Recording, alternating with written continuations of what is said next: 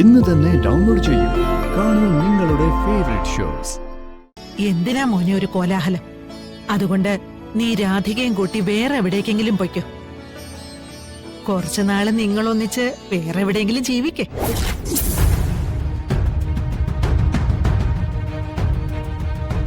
അപ്പോഴേക്കും ഇവിടുത്തെ കാര്യങ്ങളൊക്കെ ഞാൻ പറഞ്ഞു മനസ്സിലാക്കി നേരെയാക്കി എടുക്കാം. എന്നിട്ട് രണ്ടുപേരും കൂടി ഇങ്ങോട്ട് പോരെ. എന്താ മുത്തശ്ശി എന്റെ ദൈവമില്ല മുത്തശ്ശി. ദൈവം കൽപ്പിച്ച പിന്നെ അതിനെതിരുണ്ടോ?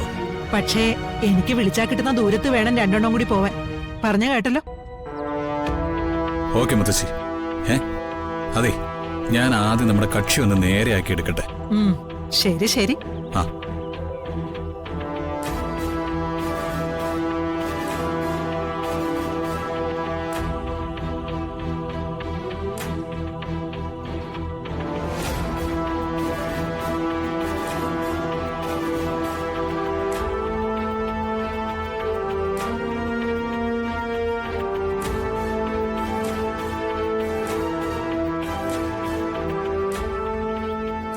കഴിഞ്ഞോ മുത്തശ്ശിയും മോനും തമ്മിലുള്ള രഹസ്യം? അമ്മയോട് മുത്തശ്ശി എന്താ പറഞ്ഞു? വരുൺ ബിസിനസ്സുകാരുടെ കൂടെ ട്രാവലിലാണെന്നല്ലേ? പക്ഷെ യഥാർത്ഥത്തിൽ വരുൺ രാധികയുടെ അടുത്തുണ്ടല്ലേ? ഉണ്ട്. അതുകൊണ്ടെന്താ? സാധാരണ ഒരു കുടുംബത്തിലെ ഏറ്റവും മുതിർന്ന ആളാ ഏറ്റവും അന്തസ്സോടെ പെരുമാറുക. അയ്യോ, അത് ഞാൻ അറിഞ്ഞിരുന്നില്ല മോളെ. അങ്ങനെയായിരുന്നെങ്കിലേ ദേവനാരായണൻ തിരുമേനിയുടെ വീട്ടിൽ ഏറ്റവും അന്തസ്സോടെ പെരുമാറേണ്ടിയിരുന്നത് നിന്റെ മുത്തശ്ശിയായിരുന്നല്ലോ. അങ്ങനെ എന്തെങ്കിലും സുകുമാരി അമ്മയുടെ ഭാഗത്തുനിന്ന് ഉണ്ടായിട്ടുണ്ടോ? എന്റെ മുത്തശ്ശിയെ കുറ്റം പറയണ്ട. മുത്തശ്ശിയും മുത്തശ്ശിയുടെ കൊച്ചുമോനും ചിന്തിക്കുന്ന ഒന്നും നടക്കാൻ പോകുന്നില്ല. ചിന്തിച്ചിട്ടുണ്ടെങ്കിൽ അത് നടത്തിയിരിക്കും. നിനക്ക് ചെയ്യാവുന്ന കാര്യം എന്താണെന്നറിയൂ? അവര് കണിമംഗലത്തേക്ക് തിരിച്ചു വരുന്നതിന് മുമ്പ് നിന്റെ സാധനങ്ങളൊക്കെ എടുത്ത് ആറ്റുവാശ്ശേരിയിലേക്ക് പോവുക. അതാ മാന്യത. ദേവനാരായണൻ തിരുമേനി കൂടി അറിഞ്ഞ സ്ഥിതിക്ക് നീ അവരുടെ ജീവിതത്തിൽ ഒരു കരട് മാത്രമാ. എപ്പ വേണമെങ്കിലും എടുത്ത് മാറ്റാവുന്ന കരട്.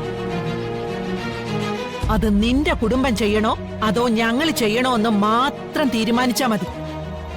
അവിടെ മുത്തശ്ശിക്ക് ഒരു തെറ്റുപറ്റി. കണിമംഗലത്തിന്റെ അന്തസ്സിന്റെ അഭിമാനത്തിന്റെ ഇടയില് ഈ നാട്ടിലെ നിയമം എന്ന് പറയുന്നൊരു സാധനമുണ്ട്.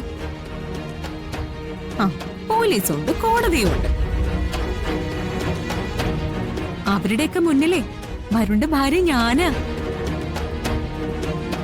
ഞാൻ ജീവിച്ചിരിക്കെ ഞാനുമായുള്ള ബന്ധം ഉപേക്ഷിക്കാതെ വേറൊരു പെണ്ണുമായിട്ട് വരുൺ അടുത്തിടപഴകുന്നു എന്നൊരു പരാതി ഞാൻ കൊണ്ട് കൊടുത്താലേ മുത്തശ്ശിയുടെ കൊച്ചുമോൻ അഴിയുണ്ട്. അതിനെ പ്രേരിപ്പിച്ചതിന്റെ പേരിൽ ചിലപ്പോ മുത്തശ്ശിയും കോടതി കയറി ഇറങ്ങേണ്ടി വരും. പിന്നെ ചിലപ്പോ കണിമംഗലത്തിനെ ഈ അന്തസ്സും പാരമ്പര്യമൊന്നും ബാക്കിയുണ്ടായെന്ന് വരില്ല. അറിയാലോ ഇപ്പോഴത്തെ ഓൺലൈൻ മീഡിയക്കാരൊക്കെ. അവരൊന്ന് ഇളക്കി മറിച്ചാലേ അവിടെ തീരാവുന്നതേ ഉള്ളൂ ഈ കണിമംഗലത്തിന്റെ പാരമ്പര്യം. എന്നെ കൊണ്ട് വെറുതെ അത് ചെയ്യിപ്പിക്കരുത്.